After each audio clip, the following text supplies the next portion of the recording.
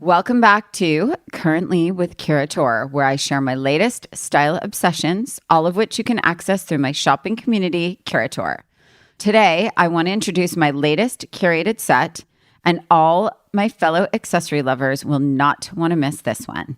The Ear Party set includes 3 pairs of earrings that will enhance all your looks this season and way beyond. You'll get the Machete Kate hoops in both tortoise and opal, plus the Panacea beaded tassel earrings in white. Together, this set is valued at $143, but you can get it for only $59.99 with Curator for 1 week only. Don't wait. Grab one on Curator.com. That's Curateur.com by December 28th. And don't forget to use code CLIMB25 to take 25% off your first purchase.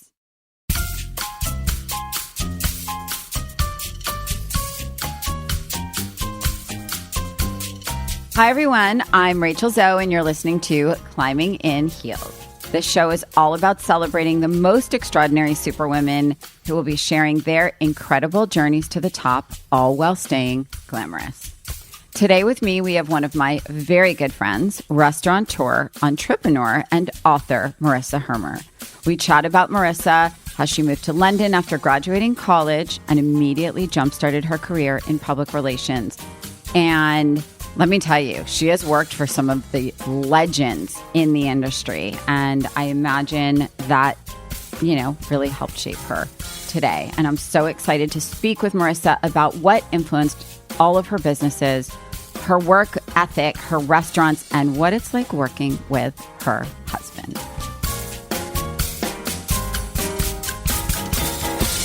Hi, babe. I'm so happy to see you. This is such a treat. Oh, my God. Listen. Here's the thing, everyone's journey is so different, right? Mm. And I think the question, I'm assuming you get asked a lot. I know I get asked a lot. And most of the women that I've had on the podcast get asked a lot. It's how did you get here? How did you become this, right? And we, obviously we're like, oh God, like blood, sweat, and a lot of fucking tears, right? I think for me, it's so important to highlight the women in my life because they're so beautiful, they're so glamorous, but I think more importantly, I think it's important for our listeners that want to start it doesn't just happen. You didn't just come out of thin air. It took a beat, right? Obviously, I know you, I know how amazing you are, I know all these things, but I think for me, it's important to know, who were you as a kid? Were you this ambitious, dreamer personality, or were you this very chill, shy in the background? No, do you know what? I was very bubbly. I was, the student body president. I was the class president. I was the one making the signs. I was very engaged as a student, both academically and socially. Interesting. I was always throwing the party. So nothing's really changed. Right. But see, that's actually really interesting because, a lot of times I hear from some of the most powerful women I know, they're like, oh God, I was so shy. I was so background. It wasn't until I was in my 20s that I came out of my skin. And so I come from the school of thought that, you come into this world a certain way, right? And that's really who you are. So I'm always very surprised by that. And so I actually really like to hear that you kind of were born like this, right? Because I was just born like this. Yeah. I mean, I had one childhood best friend for 9 years. And I think the comfort of her gave me confidence. Isn't that amazing? That stability of a childhood friend. By the way, not the stability at home, not that it wasn't, but I don't think I really attribute it to her that allowed me to sort of spread my wings and do all of the things. So just tell me about Marissa, because I adore you. I know how special you are. I know what a badass you are. You have founded 2 of my favorite restaurants in LA that we go to all the time and love. And also very unique. You actually found a way to come to LA from London and create something that in quite frankly, a very saturated city with lots of food. But the truth is, something I do want to point out is that, one of the reasons I actually fell in love with you, because I knew you before the pandemic and we have a lot of mutual friends. And really, for me, I find that women who are people in general that are really driven and motivated by their heart and their passion, the way that you hustled in the pandemic as an entrepreneur, sort of watching you do that, trying to keep your businesses alive, right?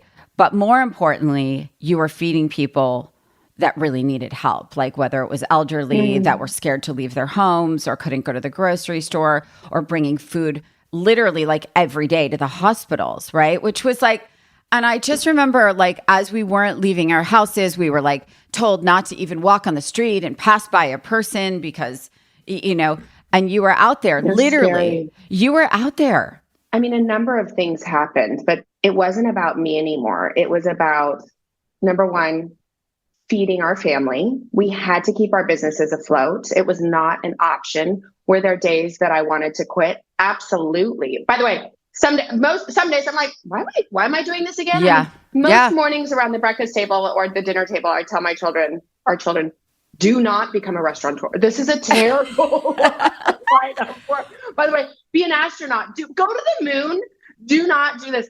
But that time was really scary. And not only my husband and I have 3 children to feed, but we also have over 200 staff, our team members and their families. So they were relying on us to keep these brands alive. And we didn't know how long it would last, but like in the interim, we had to keep them cooking. I was really lucky that I was delivering food to one of the hospitals, I think like day 2 on shutdown, because we had so much food in our storage. And a girlfriend called me and said, "What are you doing?" And she was like telling me the latest Netflix show she was going to binge. And I said, "Oh, I'm just delivering food. Let me call you back." And she said, "Well, hang on. What are you doing?" And I just said, "Look, we had food in our pantry for the kitchens. We've been shut down. So we just made some pasta and I'm on my way to Cedars." And I got a text message from her, a photo text message of the front and back of her credit card. And she said, "Put $2,500 on this and get your team working and feed another hospital." Aww. And I was like, oh my God. See, I have chills, by the way. You know what? It was that moment where I thought, we've got to keep going. And at the time I was an essential worker. Like I was allowed to go out and do things. And it actually gave me an opportunity to keep moving. I needed to keep moving and our teams needed to keep moving and cooking. And it gave me an excuse, Rachel, to get out of my house. Sure. Let's be honest. Course, like yeah. I, 3 kids at home and my husband, I'm like, get me out. By the way, I will do whatever you want. It's nice to be able to try and save the world, but equally like, just give me a job. Yeah. Just give me something to do. So it was a way that we were able to not only connect with our community, but also connect with the frontline workers and feel like we were involved in giving back. And it actually, we know that the secret to happiness is altruism. So, not everybody knows that. Not everybody knows that. It's true. And I'm telling you, like, you really stood out to me. And I was saying to Roger at the time, and I know that your husband is your partner, right? Mm. So it's like, we're very unique. Like, I know we're mad crazy, right? Mad crazy, mad crazy. Candace and Charles, and I'm like, yes, what? These marriages, the husband who work together, and a lot of what you said with Candace resonated with me too.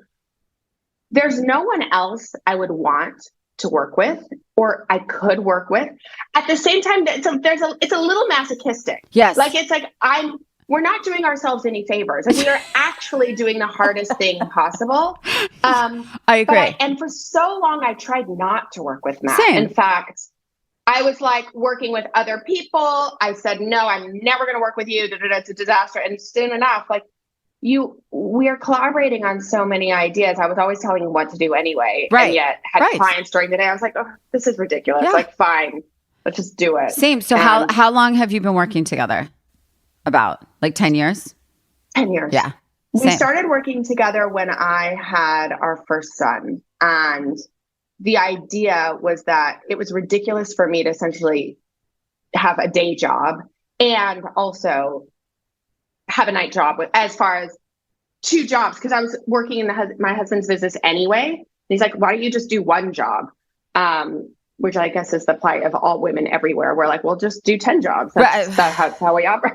I thought about naming my podcast that, like something about that, like 100 things or nothing. You know, it's like I don't think we know how to do one thing, right? I can't. I'm much more efficient when I'm doing 1,000 things. We're all octopuses. It's true. It's true.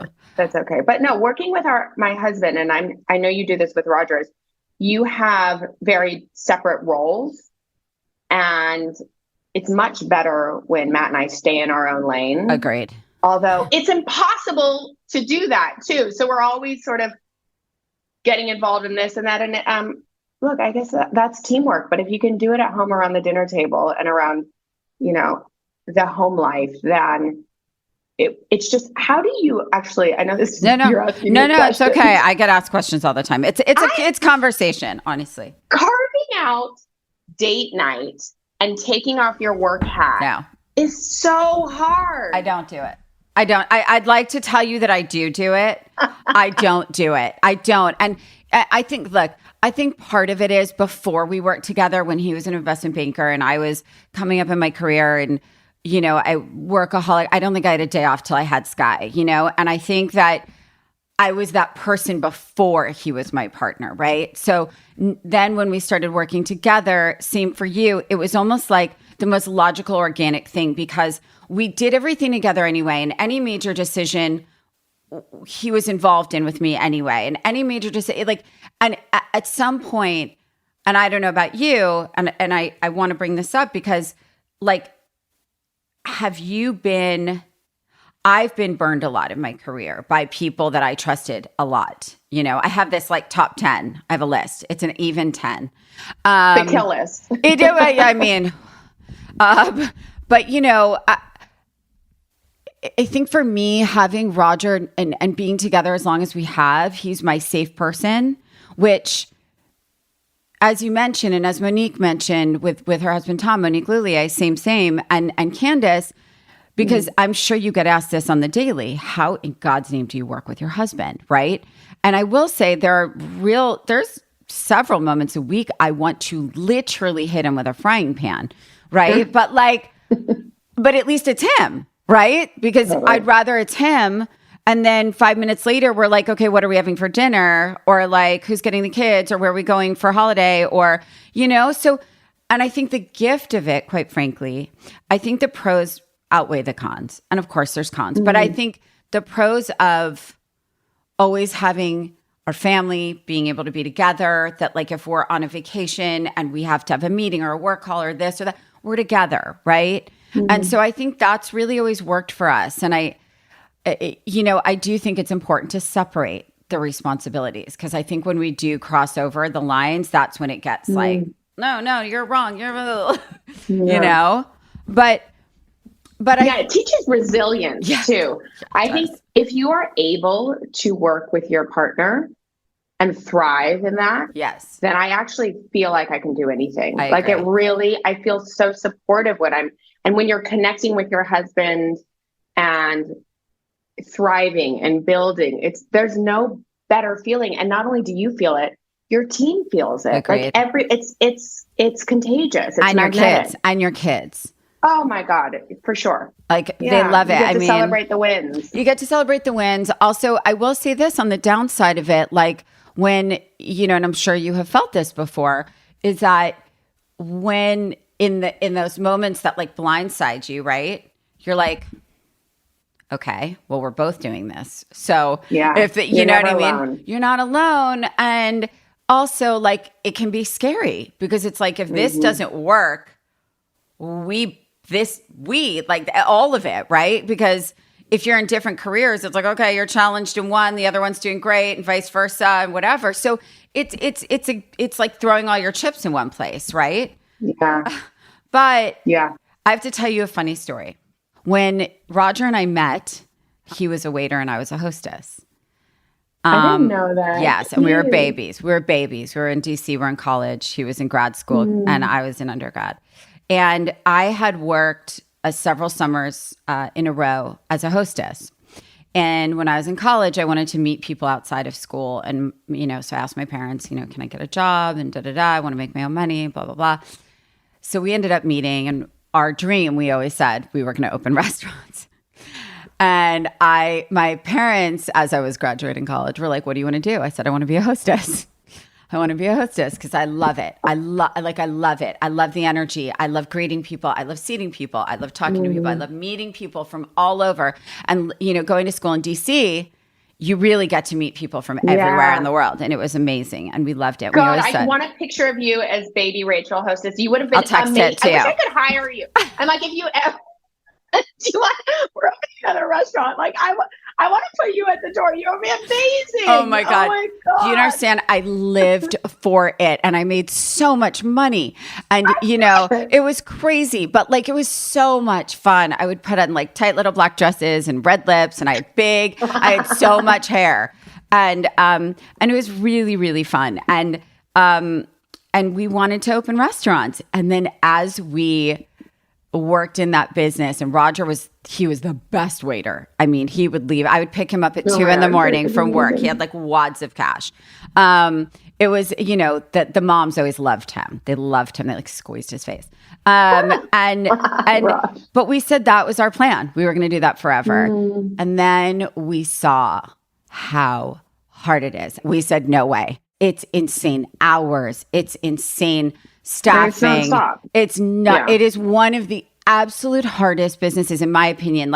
And we love food. I grew up in a food family. My parents are foodies. It was something that once we were on the inside, really saw how incredibly hard it is, and to succeed in it is such a feat. So I want to touch on that because it's very impressive.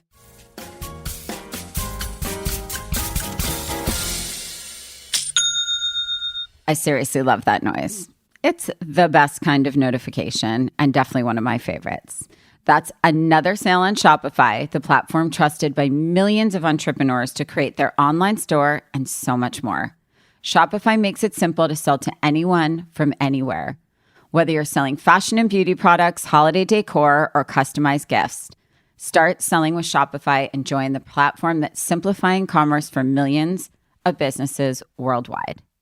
With Shopify, you'll customize your online store to your brand, discover new customers, and build the relationships that will keep them coming back.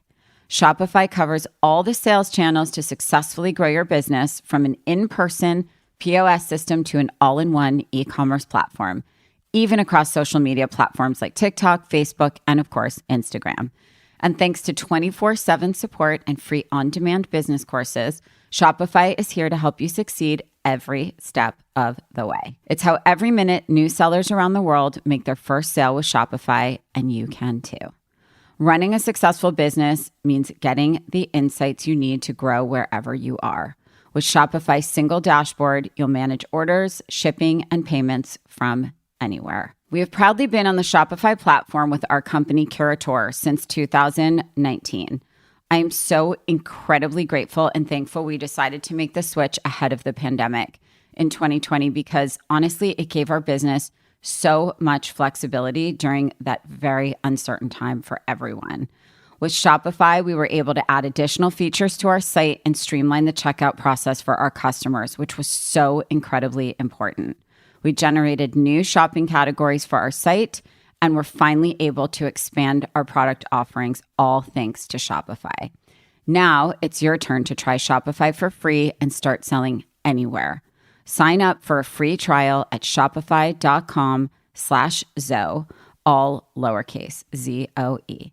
Go to shopify.com/Zoe to start selling online today. Shopify.com/Zoe, Zoe.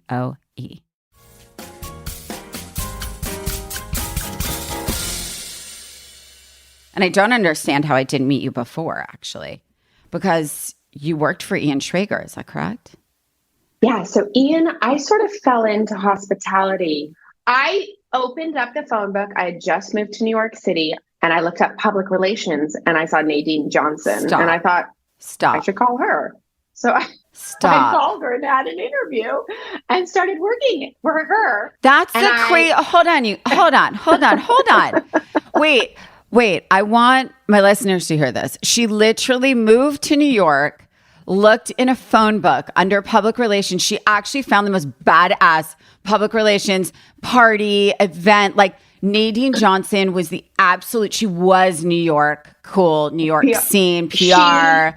It's PR boot camp. I mean, I didn't know at the time. It was literally like I was like going down and I was like, okay. She was like Andre Balazs, the Mercer, the Bungalow, like my best New York City life, like the best years of my life. The coolest of the cool. Yes. I can't believe you found her by the way, I can't believe she was even in a phone book, by the way, because she was so like underground cool. I can't believe she even was in a phone book. Nadine Johnson, Wow. INC. And I worked out of her. She had this place. Well, she moved to the West Village, but we would go. Obviously. And I met.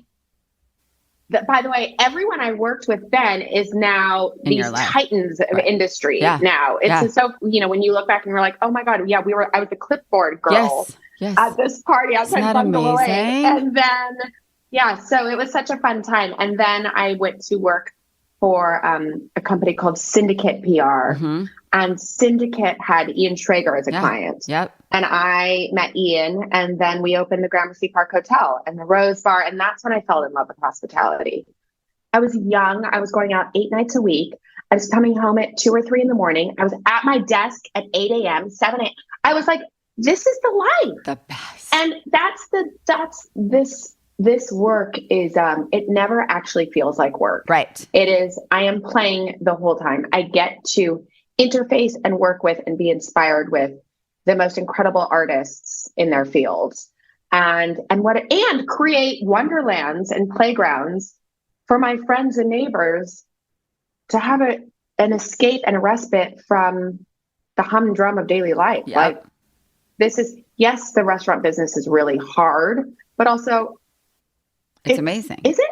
It's so fun. I couldn't agree more. And I think that's everyone's fascination with restaurants. And I think for you, it's like, I think coming from working with these amazing people, obviously being a badass and surviving New York City nightlife forever, working with the best and living the dream, but then now doing this and being a part of, honestly, I compare it to almost like being a wedding planner, right? In this way, because you get to be part of those moments. You get to create those moments. And for my listeners that don't know, the restaurants that Marissa has here are Olivetta on Melrose in technically West Hollywood, right? Technically West Hollywood? Yeah. West Hollywood. One of the best and so interesting and different. That's honestly what I love about it. It's like this cozy, beautiful, each room, each table, like everything has such a special feeling. And the menu is not at all typical. It's not what you can get everywhere. It has a little bit of like Brit, a little bit of Italian. I like your Brit infusion everywhere, by the way, especially at Draycott. And Draycott, I love so much. We eat there all the time. It's my kids' favorite too, because it's like this safe little haven where like your kids can eat and run, then they can come eat again and run, and then come eat again and run around outside and be by the Christmas tree. It's so great. And, I took my parents there several times, and my parents are diehard foodies. They are like, they don't know where I came from because I'm much more simple with food, but they really are foodies. And my dad literally said, I took a video and sent it to you. He said, this is the best bolognese I've ever had. Do you know how much my dad's 85. Do you know how much bolognese he's eaten in his life? My dad's had? I just need to point that out. So you're creating magic for a lot of people. And, but I think it's important to know that your journey's been real. It's been real. It is. Yeah. There are always hurdles every day. And also, we're never satiated, are we? I think as entrepreneurs, there's a new idea that pops up. My husband and I have had a new idea we were in Provence last summer. And we're like, we want a French restaurant here. And so now we're opening the Old Dago in March. And we will, Brilliant. And we're going to create, have you ever been to sort of Colombe d'Or in St. Paul de Vence or Petite Maison in London. So sort of a French Provençal concept. We're taking out the parking lot. It'll be an outdoor garden. Oh, it will be so beautiful, so magical, so delicious. Godspeed. I love that you're doing it. I love that you're doing it. I want to ask you one last thing. So you have 3 children. I still to this minute will say the biggest challenge of my life is being a working mother. Because when you're just working, when I say just, I think because I compare it to being a working parent, right? I think my work, like, of course it overwhelmed my life, but I lived for it, right? Like it was like how I breathed, right? And then you add the things you actually breathe for, which are your children, right? So then you have these 2 things you're breathing for, plus husband who needs attention. Yeah. Right. Yeah. You have 3 children. I have 4 children. Yeah. 100. I mean, Roger, I always say, is by far and away the neediest of my children, by far, like by a landslide. My kids are easy comparatively. But I think I want to understand from you, because I think the beautiful thing about having restaurants is that your children, it's like, it reminds me of Italy. It's sort of like the kids are in the restaurant, right? Like the kids are there and they get to go in the kitchen and they get to be part of it. And so I'm wondering, like, do all 3 of the kids, like, do they love it? Is this their hangout? Do they go there after school? Because I see your kids there all the time. Yeah, they are there all the time. I mean, they are in the Draycott all the time. We also created the Draycott as a family restaurant. We moved to the Palisades. There wasn't that family-friendly restaurant. Zero. With places to run around, with a well-curated wine list and cocktail list and great food. That was a nice place that I would actually want to go and my kids would go. And I don't know if that's an American thing.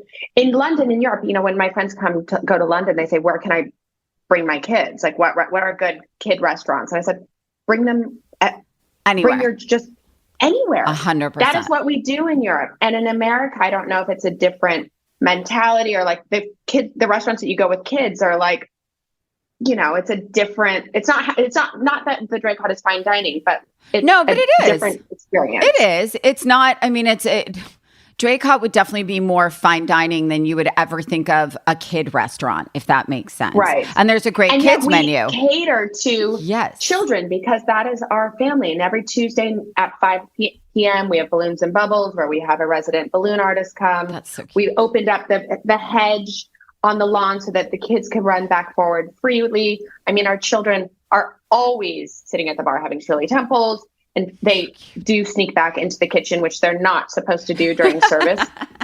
But they're still going back there and like getting a pickle or getting a carrot. That is so cute, though.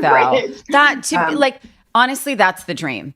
And I think when Raj and I were in college, I think that's sort of that was our dream, And I love that you're living that. I love that you're living that. Do you miss London? Do you miss living there? Do you know what? A friend of mine asked me this the other day.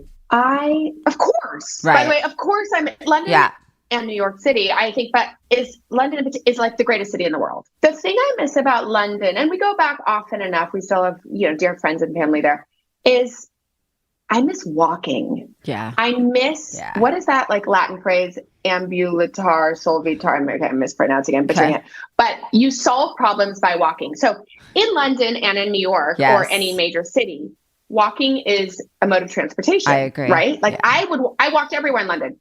In LA, if I'm walking somewhere, they're like, "Is your car broken?" No, actually. Are you okay? It's true. Are you okay? So and true. then you don't just walk down the street.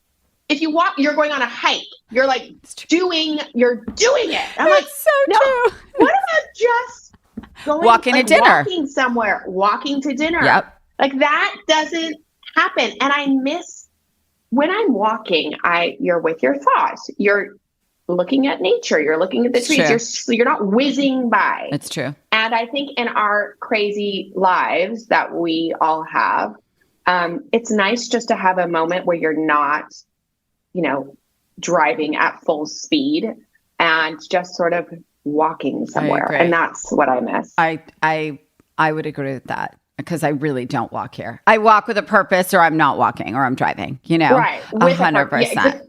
So what's I'm your? gonna go on a walk. Wait, I'm gonna go on a walk today. I'm just gonna walk down the street and see what happens. No, your friends would try and pick you up. I'd be like, are you all right? I'm on San Vicente right now. Everyone would pull over and be like, can I give you a ride? Walk on San Vicente? Are you insane? Nobody walks on San Vicente. Melrose Place, sure. So yes, that's what I miss about London. What is your greatest like challenge, and then what's your dream? My challenge is doing all the things I want to do, which is basically everything. I'm sort of a culture vulture. Like if there's a band in town, or if Harry Connick Jr. is singing at Pantasia, it's like, I want to go to that. I got to go see Kusama abroad. I've got to do like I need to do the cooking class with the children. I need to paint the ceramics. I've got to do that. It's like everything. I love that you love that. How do I do everything and actually also be a human being? Sure. Like I think the importance about like we forget that we actually as human beings just need to be. Yeah. Like not do absolutely everything. I don't know how to do that. And that is my biggest challenge because I think it's in that being that brilliance happens. It's not when I'm like running to Descanso Gardens or when I'm opening another restaurant here and like all of those things. It's actually when I'm just sitting quietly and maybe pouring myself a cup of tea or like having those. So it's like an inner battle I have with all the things I want to do and also what I know is actually healthy for you. Sure. Just going on a walk. Sure. I mean, do you know when I think that's going to happen, at least for me, is when my kids go to college. I think I'll have that time. I think for now, you're doing you're doing them, right? It's like... I'm not... I've accepted it. I can't. Yeah. And it's I don't know. I don't think that's the right answer. But I find... the biggest question I get asked is, what do you do for self-care? And I'm like, what? What is self-care? Are you okay?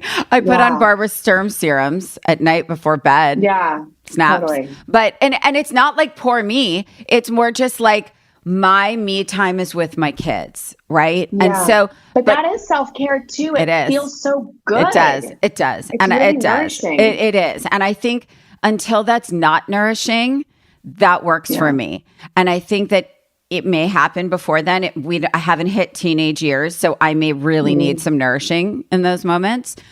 So let's see. But for now, my like happiest place is like from them, you know? So, but I don't know. I don't know. Okay. So that's the greatest challenge, which I 100% am there with you. What's the greatest dream for you? Like, what do you feel like? Because you clearly are a serial entrepreneur. Like you're not stopping anytime soon. You're not chilling out. Like I have this grandiose dream of like my end plan, living in the south of France by Hotel du Cap, sitting on a beach and making jewelry out of like shells and crystals. That's like, I don't know how old I'm going to be, but like at some point like I have that somewhere in my visual. Oh, that sounds amazing. But like, what's your dream? Are you going to have a little restaurant in Provence and like just chill out there? Or like, are you living it? We're opening my restaurant in Provence on Melrose in the Old Dog. Okay, Melrose, south of France. So like, I'm okay. To do that. Okay, fair. But I like opening more restaurants. I love you. This is why you have to keep doing it. I love creating magical moments. I think we all need the divertisement in life. Yes. And working with really interesting, amazing, inspiring people who just, I'm always learning and I love creating. And so opening another restaurant in West Hollywood in the spring, there's a few more in the pipeline. So exciting. Outside of California, you're going to go outside. Are you staying still here? In California. You're going to stay here. In California. You got to do one in Montecito. You got to do Montecito. You got to hit that. Looking at a site in Montecito, actually. Malibu would be lovely. Just saying. Yeah. Could use a few more places down there, lady. I know. Where there's a lot of opportunity, and I can always see where something might work. And by the way, if I can't see it, people will tell me. So it's like, it seems pretty obvious. Sure. So I just have fun. It's playing. Work never seems like work. It's a lot of fun. Well, I think That really is the common thread on the podcast, because climbing in heels is so much about your journey. And actually, like, I always tell young people, choose what it is you love, and inevitably the success will come because it won't feel like work. Your motivation is going to be the passion. It's not going to be money. For me, I was never motivated by money. I was like, I wanted to be the best at whatever it was that I was doing, and I made incredible money doing it, but I actually would have done it all for free. That's the thing. Like, it's so funny. It's like, if you really love what you do, you deeply love what you do, and it wakes you up in the morning and puts you to sleep at night, you're going to do it forever and you're going to win at it. That's the reality. And you are winning. And for my listeners that don't live in California, or if you do, or you don't, and you're just visiting, you have to go to Draycott. You have to go to Olivetta, and you have to go to this magical place she's soon going to be opening, which I'm so excited about. There isn't a French place. All right, honey, have a beautiful holiday. I'm putting it on my vision board. Yes. Happy holidays. Yes. Okay, it's the time in the show where I answer 2 listener questions, and it's holiday season, so I'm very excited to answer these today. Okay, what is a holiday tradition you look forward to every year?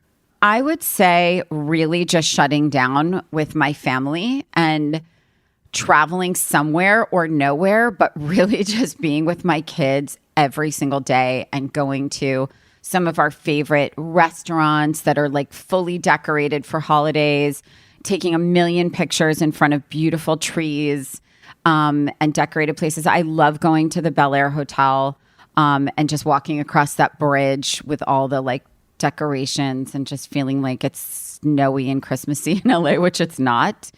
But yeah, for me, like holiday tradition for me is just like spoiling my kids with like so much love and not having to like wake up at 5:45 and run out the door, and just having that quality time. Okay, do I believe in New Year's resolutions? And if so, what is one of mine? Okay, that's a great question, because I actually don't believe in New Year's resolutions. I really don't, because I think it really sets you up for failure.